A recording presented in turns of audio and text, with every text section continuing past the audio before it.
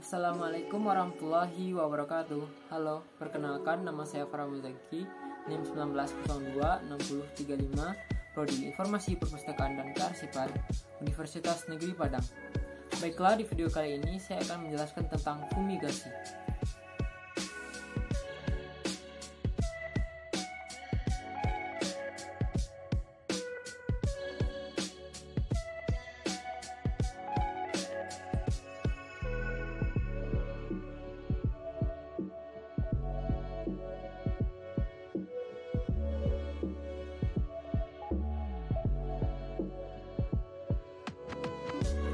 Pengertian fumigasi.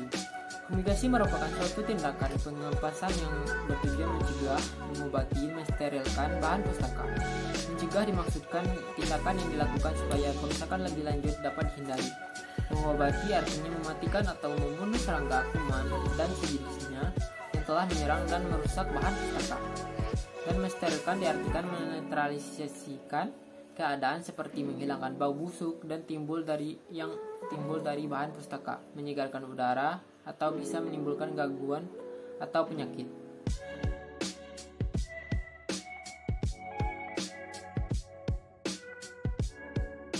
Fumigan adalah suatu bahan kimia yang tekanan dan suhu normal berbentuk gas dan bersifat beracun terhadap makhluk hidup yang dapat mengakibatkan kematian. Fumigator adalah orang yang melakukan pelayanan jasa fumigasi arsip. Tujuan fumigasi. Tujuan dari fumigasi ini adalah untuk mencegah, mengobati, dan melestarikan bahan pustaka yang terserang hama atau rayap dan serangga perusak lainnya dengan memasukkan atau melepaskan fumigasi ke dalam suatu ruangan khusus untuk ruangan tertutup atau kedap udara untuk beberapa waktu. Alat perlengkapan fumigasi. Ruangan fumigasi. Untuk ruangan yang permanen dapat dilengkapi dengan instalasi pipa gas, 2 buah blower, di mana 1 buah berfungsi memasukkan udara bersih dan 1 buah sisanya untuk membantu mengeluarkan sisa-sisa gas yang terdapat dalam ruangan. Untuk ruangan darurat dapat terbuat dari bahan kayu, logam, dan sejenisnya yang bisa berbentuk lemari atau kotak. Sebagai contoh, ukuran sederhana panjang 1,20 cm, lebar 0,75 cm, dan tingginya 1,60 cm. Ruangan tidak tembus udara atau kedap udara agar upaya tidak terjadi kebocoran gas pada waktu pelaksanaan fumigasi. Oleh karena itu, sebelum fumigan dimasukkan maka semua lubang, celah, atau retakan perlu ditutup dengan plastik tape. 2. Alat untuk petugas.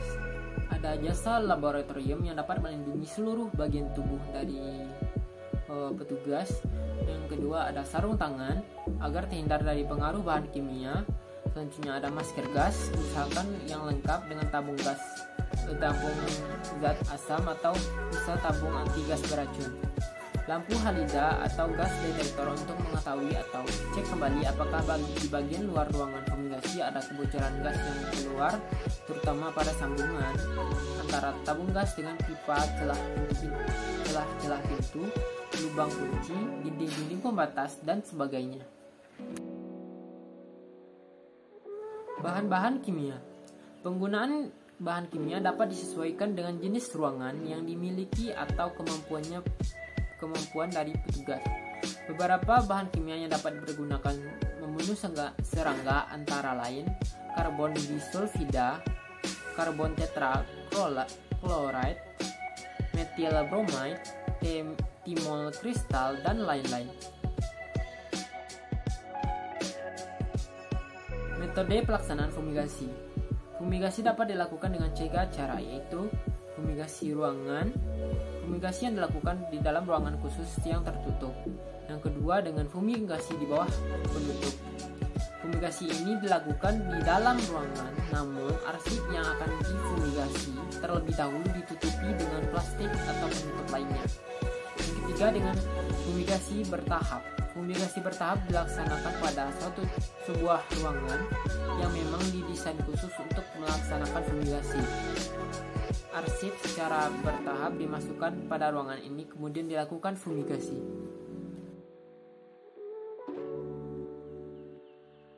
Proses fumigasi. 1. Persiapan fumigasi. Persiapan yang dilakukan adalah mengatur segala bahan pustaka yang akan difumigasi bahan kimianya. Sebaiknya buku-buku diatur sedemikian rupa dalam posisi berdiri dan terbuka. Dengan demikian, setiap lembar dari buku-buku tersebut dapat dicapai oleh gas pembasmi hama secara merata. Sebaliknya, kalau buku tersebut dibiarkan ditaruh begitu saja, maka bagian yang tertutup atau terlipat akan sulit digapai oleh gas pembasmi sehingga dimungkinkan serangga yang tersembunyi masih dapat hidup.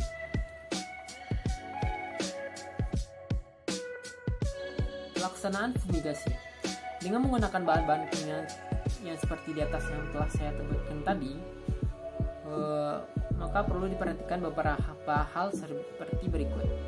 Bila menggunakan CS2 atau CCl2 komposisi 1:1 dari setiap liter bahan.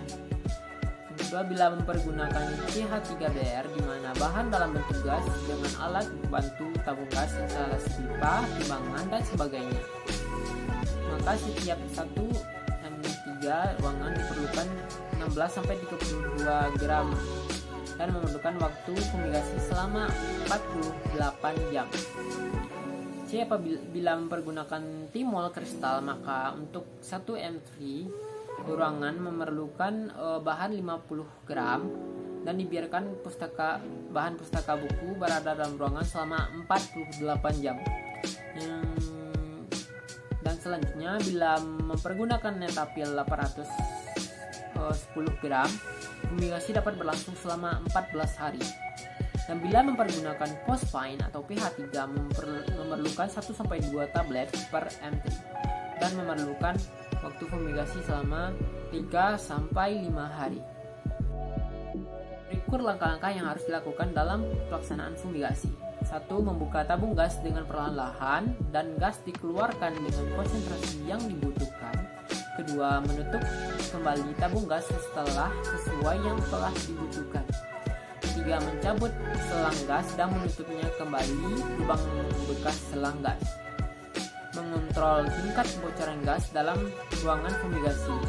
Yang kelima, setelah masa fumigasi dirasakan telah cukup, waktu yang telah ditentukan sekitar atau 1-2 bulan, maka tindakan selanjutnya adalah membuka seluruh plastik penutup fumigasi.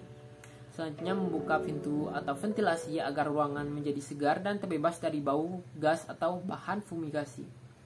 Selanjutnya, ruangan tempat fumigasi baik pintu atau ventilasi dibiarkan terbuka selama 1-2 hari. Berikutnya, mengontrol atau mengecek ruangan tempat fumigasi dengan alat detektor gas. Di tahap akhir fumigasi. Sesudah berlangsung pelaksanaan fumigasi dengan jadwal yang telah ditetapkan, maka 1 buah blower pembuang gas dapat dinyalakan terlebih dahulu. Dan beberapa saat kemudian menyusul blower penyerap udara bersih dan biarkan beberapa saat lamanya sampai dirasa aman dan udara bersih. Bila perlu 24 jam. Untuk kemudian barulah